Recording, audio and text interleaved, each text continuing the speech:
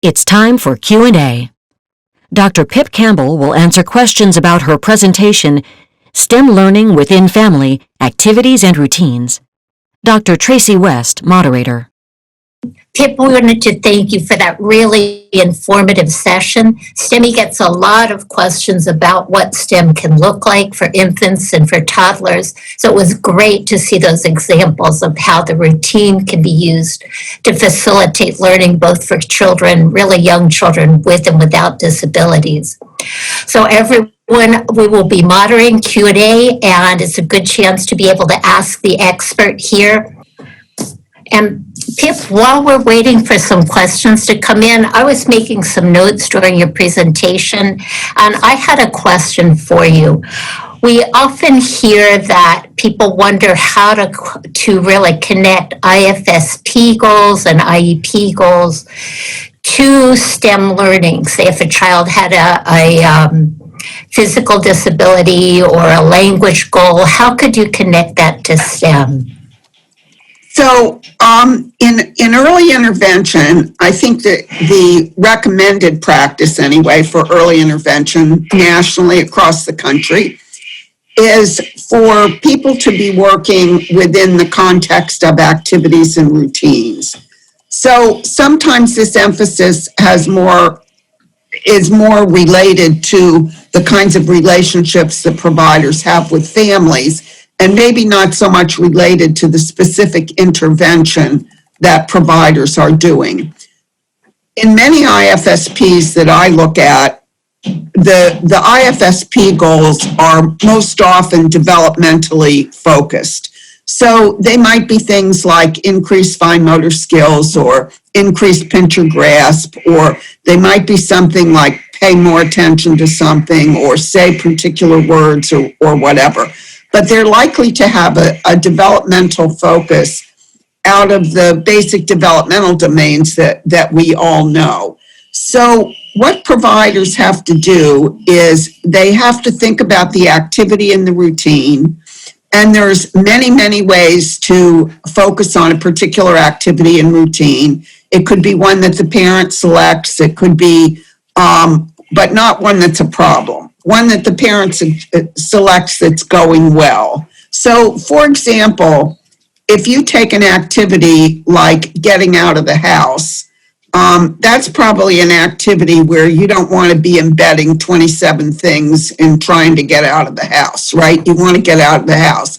But let's take storybook reading as one that I think is a really easy place to start, but might not be the place that all parents want to start, but it could be a place to think about, which is usually a relaxed time when a mom and a young child are reading together, looking at a book together. And as the parent is using the STEM language to talk about, what's going on in the book, or what do you think this duck is going to do next, or whatever it is, as the parent is talking about those kinds of things and offering the child sensory opportunities and observation opportunities, et cetera, that would be related to STEM learning, you can also think about whatever the IFSP goal is and how that could be incorporated. So taking storybook just as an example to follow through on, maybe this is a child that doesn't have such great fine motor skills. And so maybe an opportunity to practice fine motor skills would be to be able to turn the pages on a book. Mm-hmm. So maybe the book that the child has is not necessarily a board book. Maybe it's a book with real pages. So the parent could attach clippies to those pages, or could put paper clips on them, or could put glue dots on them. There are many different ways of doing this where you separate the pages more so that the child would be able to have opportunities to practice those fine motor skills while they're reading a book that has maybe to do with something STEM-wise or scientific, while the parent is using the STEM language to be able to interact with the child during that activity. So just as I'm saying this, as I'm talking this, it sounds very complex, but I think it's not that complex. It's just that you have to think about it I think talking about STEM does not come naturally. I think that's something that parents have to do pretty intentionally. And sometimes offering opportunities for a child to practice or do their IFSP goal does not exactly come naturally, although for many parents it really does come naturally. But let's say it doesn't exactly come naturally. So both of those aspects have to be thought out intentionally. And then the early intervention provider, the home visitor, whoever it is, then has to support the parent in being able to kind of use those things while they're doing that kind of activity with a child. So that's a very long answer. I think just to very quickly say, don't try an activity or routine that isn't going well. Make sure the activity or routine is going well. Think about adaptations that you might need where the child can actually access and participate in the activity. And then think about the language that a parent would use to facilitate the child's participation and STEM learning. That makes it sound not so complicated, I think. Yeah, and thank you, Pip. That was really helpful because making that connection is so important when you're trying to work on goals as a home visitor or a practitioner. We have a question from LaTanya, and she wondered, are there limits to STEM activities for children with disabilities? I think what the limitation would be how creative and how thoughtful and how intentional the adult can be. So as long as the teacher or the early childhood person or the early intervention person or the parents are really good at this stuff when they know, when they kind of understand what it is that is important for them to do. Many parents can do it really, really well without a lot of instruction. But I think the limits are not to the child, but to the adults around the child. And also maybe to the environment, how creative we can be about adapting the environment, adapting the materials, adapting the activity. Those kinds of things are things that make a child, no matter how disabled they might be, whether they're really intellectually disabled or motor disabled or whatever, those are the kinds of things that allow the child to access the activity and participate in the activity, no matter what their, quote, limitations may be. So that's the onus of that is really on the adult. How can the adult think these things up, put them in place, get them to work? And as long as the adult can do that, then I think that children with disabilities can participate in any STEM activity whatsoever. And I might not be thinking fast enough on my feet, but I cannot think of an example right off the top of my head of a child that would not be able to do this, would not be able to do something.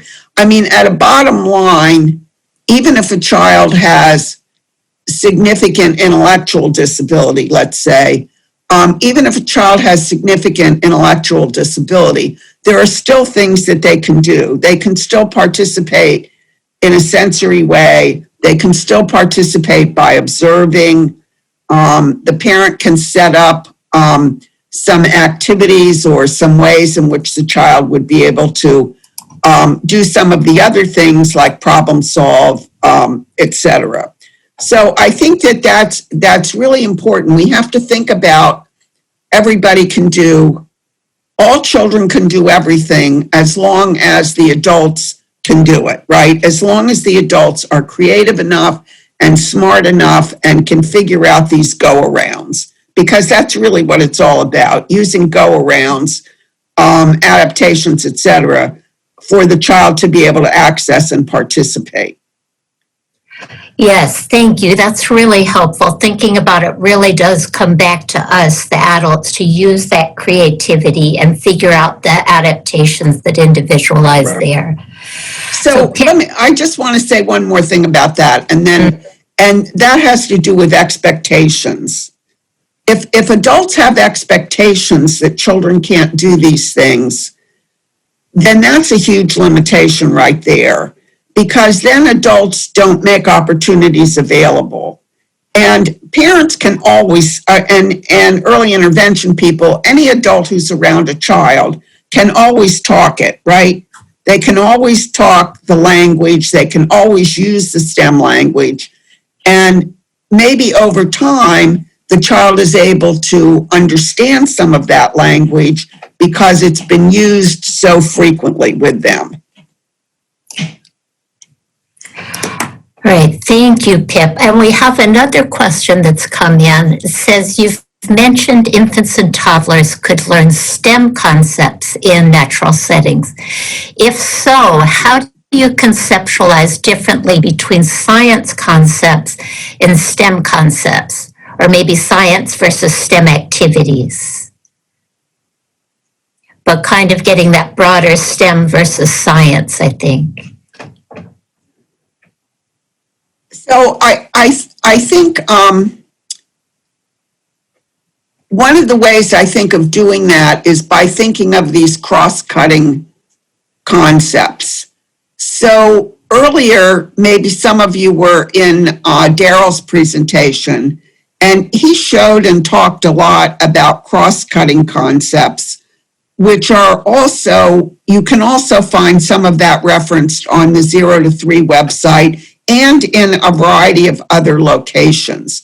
So what we're focused on always, I think in this STEMI project, is we're focused on things that cross across all of those things, that cross across science, cross across engineering, cross across technology and across math, and that some activities are more likely to be maybe more related to more related, let's say, to math than they are to science, or maybe some are more related to technology than they are to engineering.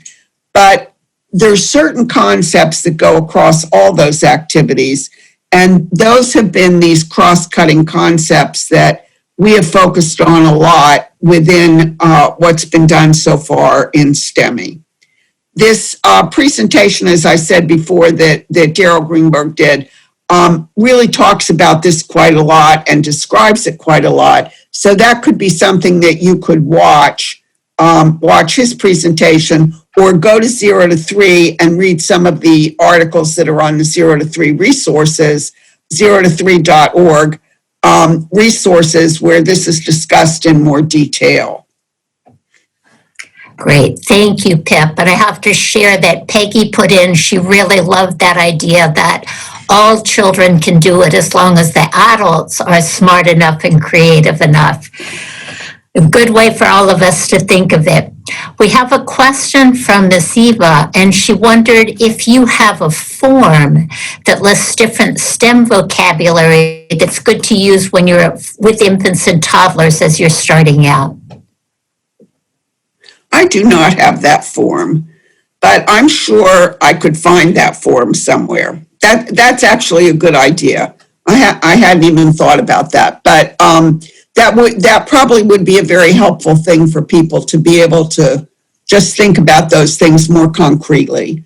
And as I say, while I don't personally have that, and I can't think of one at the moment off the top of my head, I know I could find one. And that someone among the many people that are collaborating on this STEMI project probably have access to something like that or know something like that. We could definitely make that available, I think. Thank you. Yes, that would be really helpful, and it varies so much depending on activities. Right. Another question I had, Pip, is we often hear from home visitors, practitioners, that they aren't sure how to introduce family members to those basic STEM concepts you mentioned, cause and effect, just the idea of how important those could be. Do you have any thoughts on engaging families in that way? Well, I think that partly depends on I think it partly depends on how the home visitors or whoever's interacting with families, how they begin to communicate this to families. So because of the way things are in early intervention, where they're frequently, not always, but frequently developmentally based, I think parents are more in tune to those things that you can easily observe. So you can easily observe that the child isn't talking, or the child isn't walking, or people can't understand the child, or the child is frustrated trying to explain themselves, or any of those very obvious developmental sorts of things. But the concepts that we're talking about that are related to at least STEM learning early on are things that we might also consider to be cognitive concepts. And these are things like cause and effect, like use of a tool, all of those basic kinds of things that are really cognitively based, that I don't think we find them so frequently included on developmental assessments necessarily. Therefore, I don't think people have such a tendency to talk with families about that.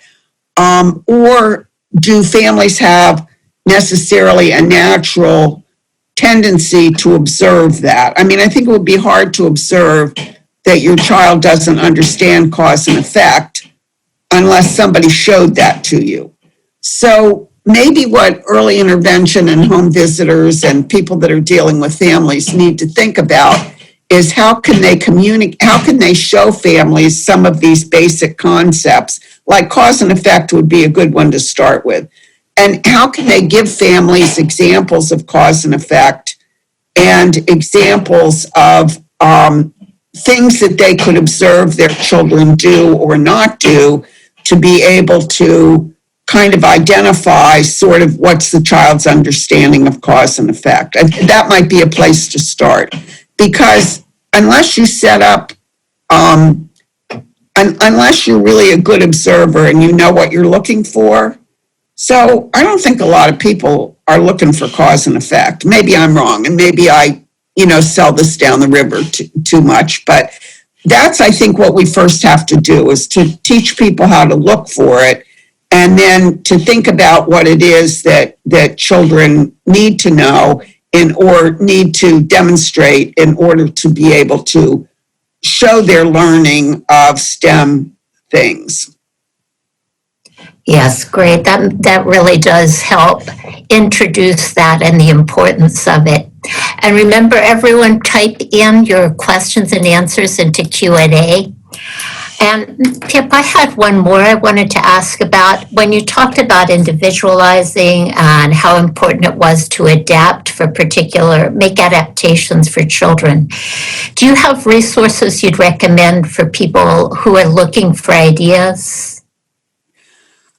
I think a primary resource about adaptations is something called CARES Kit. Many of you have probably seen that. It's been around for a long time. So we actually have two CARES kits. There's one CARES kit that you can obtain through the Division of Early Childhood through DEC. And that's a CARES kit that is focused more on giving examples of activities and routines and giving examples of adaptations that would fit more with preschool and more with a classroom kind of a base. And then we have a second CARES kit called CARES Kit for Infants and Toddlers, which is available through Paul Brooks Publishing, or both of these, I'm sure. The Paul Brooks one is definitely also available on Amazon. But and that's one that focuses more on home activities and routines, and also the sorts of activities and routines that you might see in an infant or an infant toddler childcare program. But both of them use the same framework, where they use a framework of thinking about what are the different adaptations, and how can you think of those adaptations in relationship to giving a child access and giving a child the ability, increasing the ability to participate in activities and routines. And all of the adaptations that are included in both of these CARAs, CARA is about adapting the environment, adapting the materials, adapting what's around it. And an example that's often given is that when you have a flower that is not growing or does not thrive, you don't necessarily do something to the flower. What you do is you do something to the environment. So you maybe change the soil, or maybe you stake the flower up if it's like, falling over or something. But your intervention is not directly to the flower. So that's an analogy to say that with CARA, your intervention is not about therapy to get the kid to open and close their hand better, or therapy to get the child to talk better. It's more about what can we do within the child's environment, physical environment, the activity, the materials, how instruction is provided to the child, all of those sorts of things that enhance a child's ability to be successful.